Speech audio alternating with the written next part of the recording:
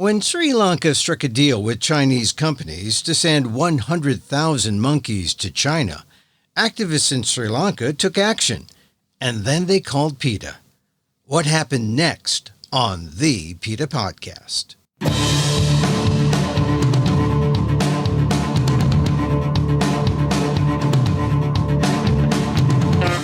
Welcome to the PETA Podcast. I'm Emil Guillermo, your host for this inside look at animal rights, brought to you by PETA, the largest animal rights organization in the world. On today's episode, let's not make a deal. Sri Lanka had okayed sending 100,000 toque macaque monkeys to private companies in China, possibly for zoos, that's what they said, but more likely used to shore up the lack of monkeys in the laboratory experimentation chain in China. Things changed when activists in Sri Lanka protested, and then they called PETA. Dr. Lisa Jones-Engel, PETA's primate scientist, wrote a letter to the heads of state in Sri Lanka. In our conversation, she talks about how 100,000 monkeys taken from Sri Lanka would have devastated that country, and she talks about why saving monkeys, especially long-tailed macaques, is more important than ever on the PETA Podcast. The animal rights groups, conservationist groups, they all came together on this one. This was like a strike force. Everyone came together. There was no bickering. Asia for Animals came in there. The Sri Lankan conservation groups, which are so strong, the Sri Lankan primatologist, and they all pulled in the same direction. And I've not really seen that before with some of this. No, there was no infighting. And it happened quickly. So I think that it was a magic moment in time. The number was right. We're talking 100,000 animals. We're talking a monkey that is so charismatic. We're going to have to talk about toque macaques in general and just kind of describing these guys. We're talking about a really small country. We're talking about just something that seemed so ridiculously unsustainable and basically a lie. These monkeys were never going to go to a zoo. This was a cover story to make money, to try to make a problem go away. And everyone saw through it and they acted. So let's go to the beginning. Okay. The story is the Sri Lankan government has canceled a plan to send 100,000 monkeys to China. Now that would be a news story. 100,000 monkeys to China, allegedly to zoos. But when word got out, everyone, those groups you mentioned, and PETA said, no, this can't happen. Exactly. It was a massive news story. Everyone around the globe was hearing about this. And again, whether it was the 100,000 monkeys that was the big draw, or the fact that there was such a tremendous response, or just that everyone knew what the fate of these monkeys were going to be. These monkeys were this was a death sentence.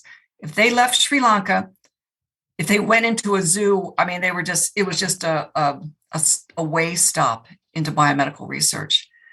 And the world was not going to take that. It responded very quickly. As PETA, I wrote a letter to the president, to the Minister of Forestry, and it was actually just very simple. It was think about what this is going to cost. Think about what it's going to cost the reputation of Sri Lanka. Think about what it's going to do to your environment to take out these keystone species. Think about what it's going to do to the animals, and think about what the world is going to say to you. I don't know whether my letter did any good, but what I do know is that when you had the entire conservation community all kind of pouncing on this and making sure that the spotlight did not go away, the world saw. And Sri Lanka stepped back. Sri Lanka, small country, the idea that 100,000 monkeys are being sent to, that's a lot of monkey, 100,000. And yeah, does that ever happen? Where anyone says, we're going to send 100,000 monkeys anywhere, any country saying that, but I guess it would be a country like Sri Lanka. The conservation communities did some really deep digging very quickly. And this did not seem to be coming from the Chinese government. This seemed to be some Chinese companies who saw a chance to kind of take advantage of this misplaced idea that we need monkeys for biomedical research. And they looked around and they said, Sri Lanka, They had heard about some of the conflict between the monkeys and the people in Sri Lanka. And they came in and said, hey, give us 100,000 monkeys. We'll take them off your hands. We'll take them and put them in our zoos. And I'm throwing air quotes around zoos here because there are no zoos in the world that could possibly take 100,000 animals. Those animals would have gone directly into the monkey facilities. Now, were they offering money at all to Sri Lanka? Was Sri Lanka doing it for money? Whenever monkeys are involved, there's always money involved. There's always people who are looking to make a buck off a macaque. I wasn't in the meetings with the Sri Lankan forestry officials and the Chinese delegation, but when you have monkeys and you have big industry and you have biomedical industry, money is just raining down. But Lisa, was there ever a number involved, or was it just 100,000 monkeys?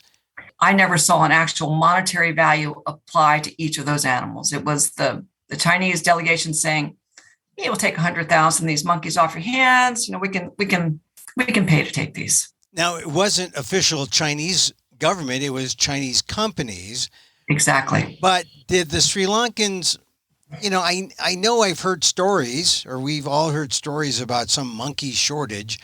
Does Sri Lanka even have 100,000 monkeys around? Is there a surplus amount of monkeys there in Sri Lanka? Probably not. But this is all part of so much, again, when so much money is involved, there's so much misinformation involved. This notion of a global shortage of monkeys for use in biomedical research. This idea that, numbers were being tossed around in the Sri Lankan media of, we have 1 million macaques on our island. We have 2 million macaques on our islands. No, maybe there's 100,000 there. Maybe, probably not. The macaques on Sri Lanka have already been subject to tremendous habitat destruction. They've been reduced into smaller and smaller spaces on the island. This is a small island to begin with. There are not a lot of the toque macaques left. And this notion of pulling 100,000, you wouldn't have found 100,000. You couldn't have captured 100,000. But that didn't stop people, because when they see 100,000, they're thinking millions of dollars. Millions? Oh, well, think about it right now. So the current going price for a long-tailed macaque here in the U.S. is north of $40,000. So I'm not good at math, but 40,000 times 100,000 is a ridiculous amount of money. Oh, it broke my calculator. Yeah, you got to turn your calculator sideways in order for that number to actually show up. Wow, it's like $4 billion? It would be a ridiculous amount of money. But let's talk about ridiculous. Mm-hmm. So when this first came across our desk, when we were first notified, it was actually the Sri Lankan conservation community reached out to PETA, to me and other primate macaque researchers. And they were like, they're trying to take our toque macaques. Toque macaques, their Latin name is Macaca sinica. They've never been used in biomedical research. This was such an example of this industry doesn't care. They don't care whether it's a long-tailed macaque, a rhesus macaque, a toque macaque, a pig-tailed macaque. They just want monkeys, and they just want to use them for these useless, horrific experiments that aren't working. They saw some easy pickings here, and they thought that they could go in and just scoop them up. And this is a monkey that is native to Sri Lanka. Not just native, it's endemic to Sri Lanka. This macaque doesn't exist anywhere else in the world except on this small island of Sri Lanka. And what are the prospects if they were to use these monkeys?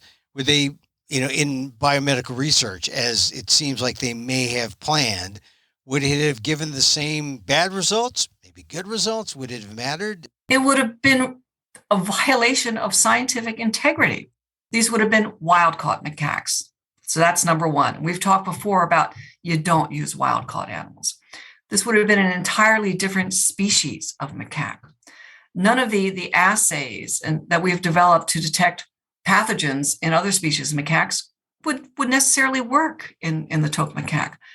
Their MHC complex would have been different. Their immune system would have been different. Their basic biology would have been different. This notion that somehow monkeys are interchangeable between each other and that monkeys are interchangeable for humans is so flawed.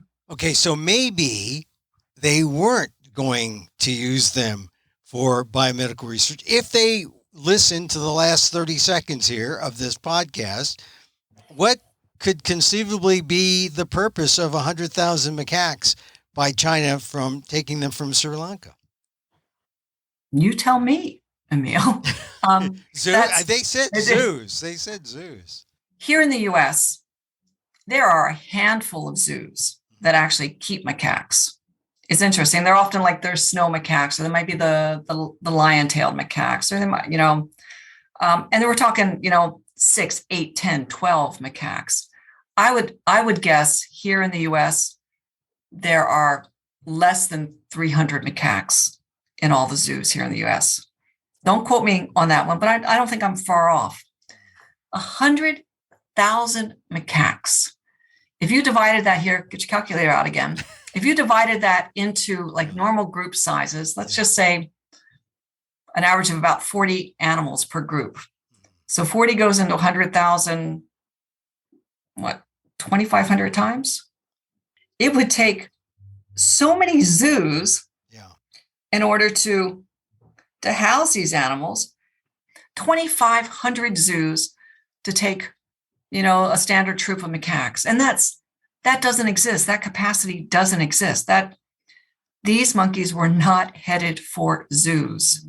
So it stands to reason that they would have quickly found some other purpose.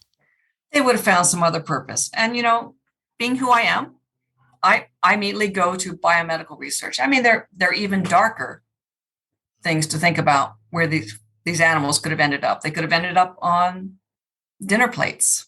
All right, so let's talk about these animals. They're toque macaques? Toque. You know why they're called a toque macaque? Why are they called toque macaques? Oh, it's because the toque is like the hat. These macaques are the most fabulous monkeys you will ever see. They have this hairdo that is this combination of it's parted down the middle. It's a little bit of a pompadour because it can be pushed up on the side. It can be shaved naturally, shaved a little bit on the side. It can be long. It tends to be blonde or silver, sometimes a light brown. They have really big ears. They have a little bit of black pigmentation around their lips. They're the smallest of the macaques out there. So the big males are really no bigger than a good-sized house cat. They have some of the longest tails of the macaques. They're golden blonde. They can go to a little bit kind of reddish, kind of tan color, a little brown, a little green. They are just stunning, but it's their hairdos that really get you because their hairstyles change as you look at different groups. And that's because within different groups, all the females are related. And so there's a lot of relationship. There's a lot of genetic similarity within different troops. And part of that is kind of manifested in how their hairstyles are done. So you can walk and see a troop in the northern part of Sri Lanka, and their hairstyle may look, again, like parted down the middle, flying, feathered back down the sides.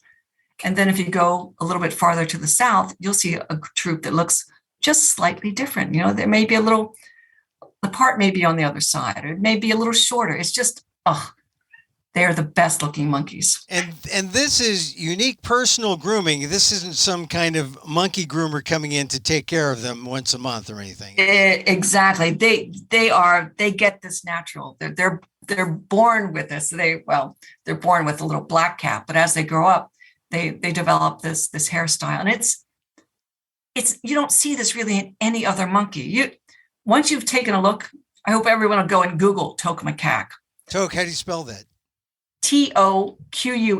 Yeah, macaque. I thought it was toque that way. Macaque. It wasn't like toke, the Grateful Dead monkey. No, they're not. Well, some of them do look like they've been, because those hairdos are the best. Well, I know we talk monkeys now, but have you ever held one? I mean, is it one of those things where you can get up to them? Like, I talked about my short time in Asia where they're all over, in Thailand, they're walking all over Malaysia.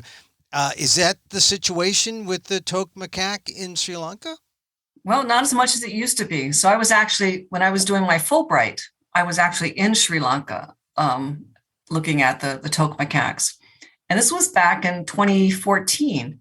And already then, the population had been crashing because of persecution by humans, and also habitat destruction. One of the things that the Chinese delegations were kind of exploiting was this frustration in Sri Lanka with some of the crop raiding that the farmers were experiencing with the toque macaques. And so the Chinese were saying, you know what, these monkeys they're raiding your fields, they're eating your coconuts, they're eating your mangos. We'll take them off your hands. And so but let's not forget, these macaques are doing what any good macaque does, which is to live commensally, live alongside humans. And we've talked about this, macaques that are really good at living alongside us. They will come into our compounds. They will take the fruit off our trees. They will hang out on the edge of the gardens and wait until the farmer goes in, and they will come in and take the forage, because they're part of the environment. They have been on that island a lot longer than humans have been on that island.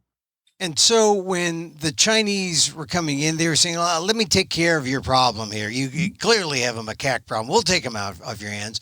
Mm-hmm. And at first, the government was willing, right? Oh, the government was all in. They were just like, okie dokie, this solves two problems. We get rid of, people will stop calling us, complaining about monkeys raiding their forest or raiding their gardens. And this is a lot of cash that we're looking at here. And then it was the environmentalists and other groups, and they contacted PETA, and that was enough, huh? Well, we worked hard. We went in full bore on this. Again, with the letters to the presidents, to the ministry, the officials, hitting the media globally. Everyone heard about this story. And the Sri Lankan conservationists and primatologists, they did press releases. They did media events. They were knocking at the doors of the officials. They went to court with this. They did everything right to save their macaques.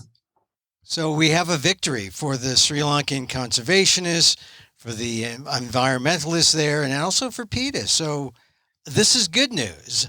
Is there any chance that the Chinese may force the Sri Lankans to live up to their word, or does it look like the deal is dead? I think it looks pretty much like the deal was dead. The Chinese government, when they saw all the heat that was being generated by this was a really good example of a very brilliant spotlight being projected on this issue. And that's something that, this is the take-home message for us on this. When this is not allowed to happen in the sealed rooms and, behind the closed doors or where the money is being exchanged, when PETA and the rest of the conservation and animal rights groups know about this and they see it and they get the message out, the world responds. Officials respond. People stop for a moment and they stop and think about, what is this going to mean? How is this going to impact our country? How is this going to impact our environment? How is this going to impact our animals? That was the real win here, that we saw how effective this like strike force campaign was. And it's something that I think that we will see more and more of this in other countries, because China's not going to stop trying to get a hold of these monkeys in the same way that Charles River doesn't try to stop to get a hold of these monkeys, or in Vigo or Innovative. They all want to get their hands on these monkeys, and we have to make sure that they can't. And how devastating would this have been to the toque population, the toque monkey population in Sri Lanka? It would have destroyed it, because, let's say they did get a receipt for 100,000 macaques. We've seen the undercover video footage of what it takes to trap a wild macaque. The adults will have fought to the death to protect their infants and their juveniles, and many would have died. Those animals then would have been put in those wire cages or stuffed in the bamboo boxes. They would have hung out in the villages for a while. They would have contracted measles and influenza. They would have started dying there. I don't even know how they possibly could have gotten them to China, whether it was going to be, trying to fly them out, boat them out. The mortality, the death, both once the animals were in the pipeline and the death before the animals even got to China, would have been so profound that I can't actually, it makes me ill to think about that. And all the other animals that would have been damaged in the forest, because this would have emptied Sri Lanka's forests of these macaques. And you can't do that. You cannot take a keystone species out of a forest, eradicate it from the forest, and not expect to have a cascade of events that's really going to be an ecological disaster. So that was the good news, that was stopped. The possibility of that was over. But there was other news that hit last week. There was a scientific study that said long-tailed populations are exploding, and there are so many of them that they have become pests. Now, this is slightly confusing because, as PETA has reported, the International Union for the Conservation of Nature recently uplisted this species to endangered status. So how could this paper differ so radically? I mean, calling them, not endangered, calling them pests. Can you see my eyes rolling in my head? Thank you for giving me a moment to kind of talk about this. And I think that this is another example of this industry will do anything it can to try to maintain its supply of monkeys. Methodologically, this paper was garbage. This was a modeling paper. And I think we've talked before, a model is only as good as the data that go into it. And these folks used really lousy data. They didn't have population census data on long-tailed macaques. They didn't have camera trap data on long-tailed macaques. They didn't even know that long-tailed macaques and pigtail macaques have completely different ecologies. They said they're like monkeys. It's a macaque. Let's just lump it together and talk about it. These scientists were pig researchers, wild pig researchers, and they've done some good work on that. But somebody convinced them that if they tried to lump together the ecology and behavior and reproductive strategies of wild pigs and say that it's just like macaques, just like long-tailed and pygmy macaques, and then put this paper out, they could say, wow, look, everywhere we looked, we saw all these monkeys, this hyperabundance of monkeys and pigs. Well, you know what? They only looked at the edges where they could see monkeys. They didn't actually take 12 steps into the forest and see that there are no monkeys there. They did everything that's wrong scientifically when doing this type of work. They didn't have comprehensive censusing. They were sensationalists in the way that they were talking about the data. They misrepresented the data. They misrepresented the biology. They misrepresented the densities. And you know what? This publication should be pulled. This was propaganda. This was like full on scientific propaganda misinformation. So the fact is long-tailed populations are not exploding, and they aren't necessarily pests, and that this paper that tries to promote that is not as complete as it could be. That is such a nice way about saying it is not as complete as it could be. There's one thing scientifically to leave data out. There's always some kind of editing, It is another thing completely to absolutely misrepresent the data that you have. And this is what these scientists did. And that is inexcusable. That needs to be retracted. There is no explosion of long-tailed macaques in these areas. Absolutely. Are long-tailed macaques, do you find higher densities in some areas on the edge? Yes, because that's the ecological role that these monkeys play. But to then extrapolate and say that I saw, 32 animals per square kilometer in this area, therefore in this massive forest behind it, to extrapolate and say there are 32 animals in every square kilometer from behind, no, that's just wrong. These scientists did not do their work. And I think it's really very telling that they didn't come to any of the long-tailed macaque scientists and ask to collaborate on this. The primatologists that they had on there do work in South America. There was not a single macaque scientist in this study. So tell me, what is the truth about the macaque populations as they exist today? The macaque populations in Asia are absolutely collapsed. In some areas, entire forests have been emptied of long-tailed macaques. There are countries where we no longer see long-tailed macaques.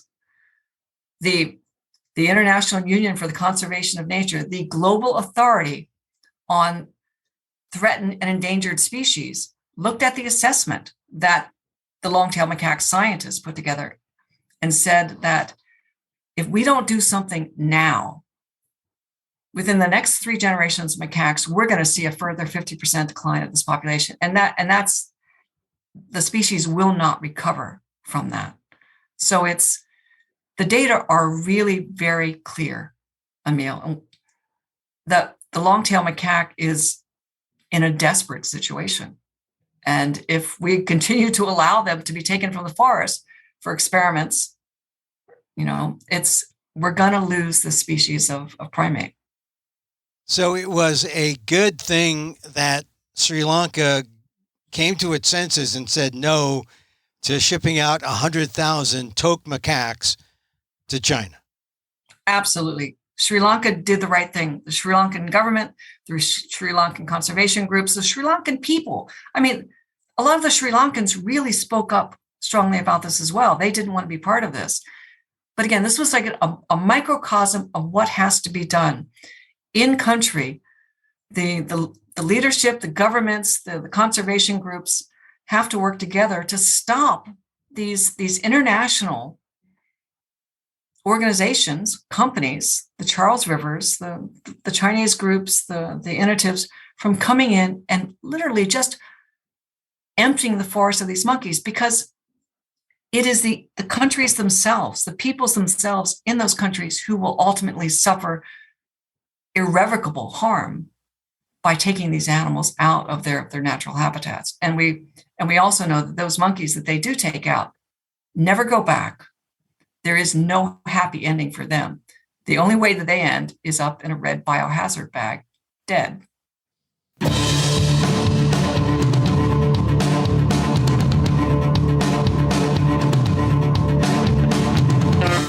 Dr. Lisa Jones-Engel, PETA primatologist and monkey scientist, on the toque monkeys of Sri Lanka and why 100,000 of them aren't being shipped to China. See more at PETA.org. And that's our show for today. Thank you for listening. Don't forget to send the link of this show to your friends. Tell them you like the PETA Podcast. Contact us at PETA.org. You can find me on Twitter at Emil Amok, that's EMIL, AMOK, or see my vlog at AMOK.com, or see my work at ALDEF, the Asian American Legal Defense and Education Fund, that's ALDEF, AALDEF.org/blog, or get this podcast on YouTube at Emil Amok 1.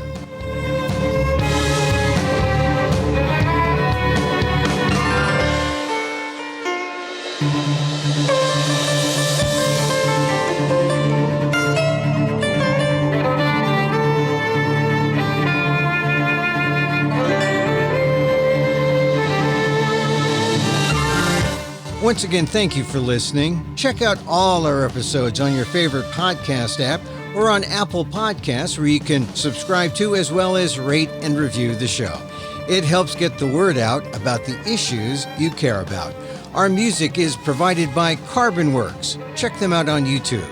And join us again next time for more insight into animal rights and the fight for a cruelty-free world on the PETA Podcast. I'm Emil Guillermo.